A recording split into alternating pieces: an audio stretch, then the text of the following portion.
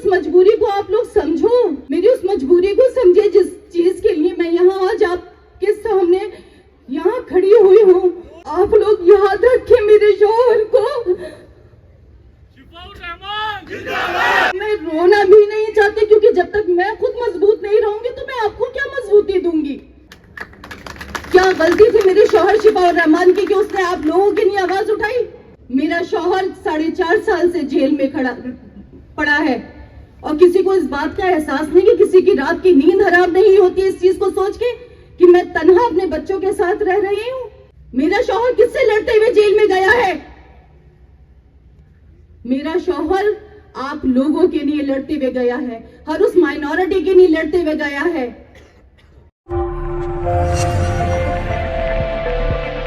मैं नूरीन फातिमा शिफाउर रहमान की वाइफ हूँ। शिफाउर रहमान जो दहशतगर्दी के इल्ज़ाम में 4.5 साल से बेगुनाह सज़ा काट रहे हैं।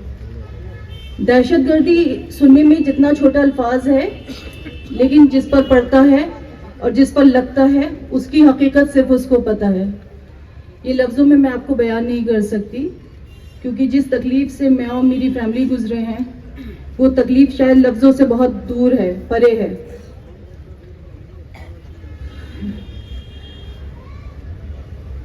मैं पिछले 4.5 साल से अपने 2 बच्चों के साथ गली नंबर 7 में गफ्फार मंजिल में अकेली रह रही हूँ। कहने को तो यूं सब अपने हैं, लेकिन सब पराए हैं, क्योंकि जब रात का अंधेरा छाता है तो उसमें मैं तन्हा होती हूँ। और I'm sorry,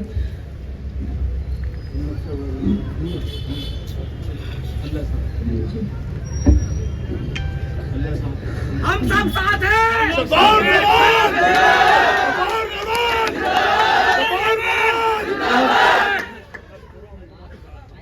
तो कहने का मतलब ये है कि मुझे ये सब दिखाकर आपको इमोशनली ब्लैकमेल नहीं करना है, क्योंकि मुझे इतना तो यकीन है कि आप लोग मेरी परेशानी को समझ रहे होंगे। जो लोग मुझे और मेरे शौहर को जानते हैं उनको ये पता है कि मैं किस कदर सख्त पर्दे में हमेशा रही। मैंने कभी कदम उनकी इजाज़त के बिना बाहर नहीं निकाला। आज भी मैं यहाँ खड़ी हूँ तो उनकी इजाज़त इसमें शामिल है। मैं आपको बताऊँ, तन्हाई से जो मेरा रिश्ता है वो आज का नहीं है। जब मैं क्लास 9th में थी तो मेरी अम्मी का इंतकाल एक एक्सीडेंट में हो गया। जब वो सुबह घर से निकली तो बिल्कुल सेहतमंद और खुशहाल निकली थी, और जब मैं रात में अपने बिस्तर में लेटी तो मुझे पता चला कि मेरी अम्मी मुझे छोड़ के बहुत दूर जा चुकी हैं। उस गम से मैं ठीक से उभरी भी नहीं थी। तो 2.5 साल बाद मेरे फादर खत्म हो गए।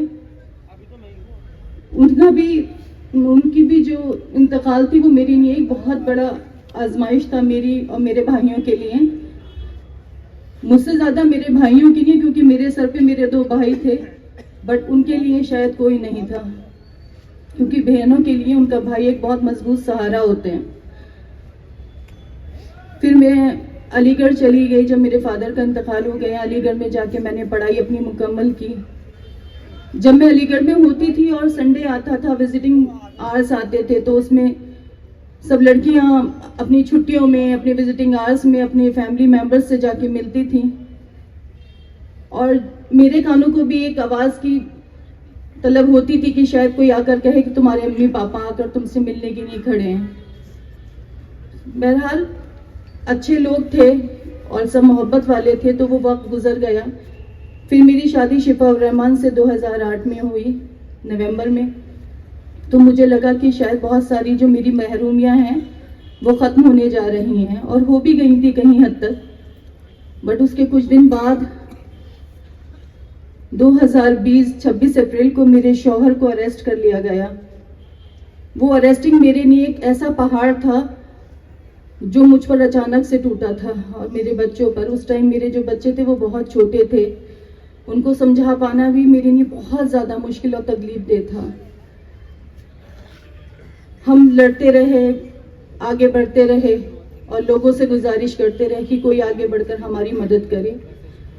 पर सो कॉल्ड जो सेकुलर पार्टीज़ हैं, उन्होंने किसी ने भी हमारे लिए कोई आवाज़ बुलंद नहीं करी। हमारे से मुराद मेरे सिर्फ शिफा के लिए नहीं है, क्योंकि शिफा से अलग भी बहुत सारे लोग CNRC के प्रोटेस्ट में अरेस्ट हुए थे। शिफाउर रहमान जब आजमी के प्रेसिडेंट थे तो उन्होंने एक स्कॉलरशिप स्टार्ट करी जामिया में, और बच्चों की मदद की। तो मुझे ऐसा लगता था हर एक इंसान ऐसा क्यों नहीं हो सकता जो दूसरे की परेशानी को समझे, क्योंकि मैंने अपने भाइयों को भी और अपने शौहर को भी हमेशा ये देखा कि वो दूसरों की परेशानियों को, तकलीफ़ों को समझते हैं। लेकिन सारी दुनिया एक सी नहीं होती, या शायद सबको दूसरों के दुख दिखाई नहीं देते। खैर, बात अगर ज़्यादा की जाए तो बहुत लंबी हो जाएगी, आप सब लोग बोर भी हो जाएंगे। बात को शॉर्ट करते हुए मैं आपसे ये कहूँगी, मैं उस चिड़िया की तरह हूँ जिसने एक आंधी में अपने बच्चों को अपने परों में समेट रखा है कि कहीं कोई तेज हवा चल जाए और हम लोग ना बिखर जाएं, क्योंकि हम लोग तो पहले से ही बहुत बिखरे हुए हैं। मैं आप लोगों से किसी वाहवाही की तलबगार नहीं हूँ। मैं आज अकेली खड़ी हुई हूँ, और खड़े होने का भी रीज़न मैं आपको बताऊंगी, क्योंकि बहुत सारे लोग ये सवाल करते हैं कि इलेक्शन में खड़े होने से शिफा और रहमान बाहर नहीं आ जाएंगे। बिल्कुल सही बात है, इलेक्शन में खड़े होने से शिफा और रहमान बाहर नहीं आ जाएंगे, लेकिन कम से कम उन लोगों को पता तो चलेगा जो शिफा और रहमान को भूल चुके हैं, जिनको उनका नाम तक याद नहीं रहा, जो एक ट्वीट करने से डरते हैं और एक पोस्ट लगाने से डरते हैं। क्या गलती थी मेरे शौहर शिफा और रहमान की कि उसने आप लोगों की नहीं आवाज उठाई? आज क्या होता अगर CNRC का जो हमारे ऊपर लागू होने जा रहा था वो लागू हो जाता? आप में से जाने कितने लोग अपने अपने पेपर्स तैयार करने में लगे हुए होते। मेरा शौहर 4.5 साल से जेल में पड़ा है, और किसी को इस बात का एहसास नहीं कि किसी की रात की नींद हराम नहीं होती इस चीज को सोच के कि मैं तन्हा अपने बच्चों के साथ रह रही हूँ। कैसे आप लोगों को इतनी सुकून भरी नींद आ जाती है? आज मैं खड़ी हूँ, लोग मुझे नेगेटिव कमेंट्स कर रहे हैं, तुम्हारा मियाँ कैसे आ जाएगा, तुम बी पार्टी के साथ हो। कैसे मैं बी पार्टी के साथ हो सकती हूँ? मेरा शौहर किससे लड़ते हुए जेल में गया है? मेरा शौहर आप लोगों के लिए लड़ते हुए गया है, हर उस माइनॉरिटी के लिए लड़ते हुए गया है जिनके खिलाफ वो अंधा कानून लागू करने जा रहे थे। अगर वो लागू हो जाता, आप ये सोचिए, बद से बदतर हालात हो जाते।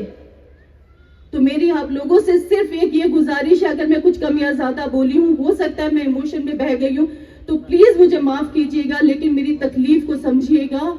और प्लीज, मैं अपने बच्चों के साथ आज तन्हा खड़ी हूँ। मुझे आप जैसे हर इंसान की जरूरत है जो मेरे साथ एटलीस्ट खड़ा होकर मेरे लिए आवाज बुलंद करे और शिफा के लिए वोट करे, क्योंकि बिना आपके साथ के मैं बिल्कुल आगे नहीं बढ़ सकती। और मैं लड़ती रहूंगी, मैं लड़ती रहूंगी अपनी आखिरी सांस तक, जब तक मैं शिफा को इंसाफ ना दिला दूं और मैं ऐसा माहौल पैदा ना कर दूं कि कोई और शिफा ना बने और कोई नूरीन ना बने।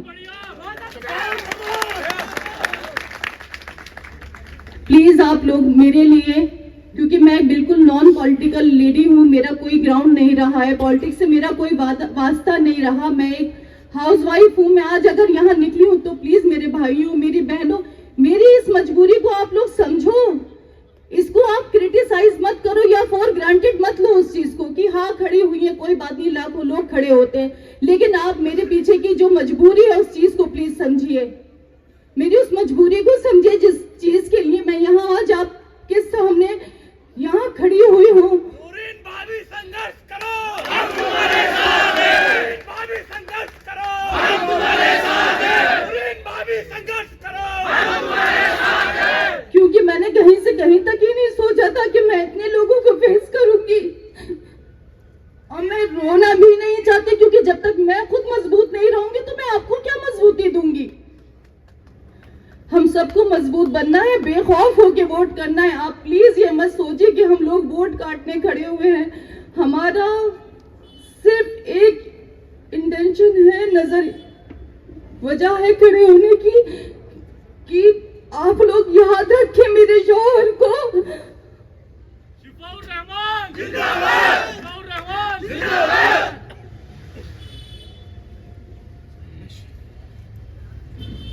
सॉरी, नूरीन भाभी संघर्ष करो,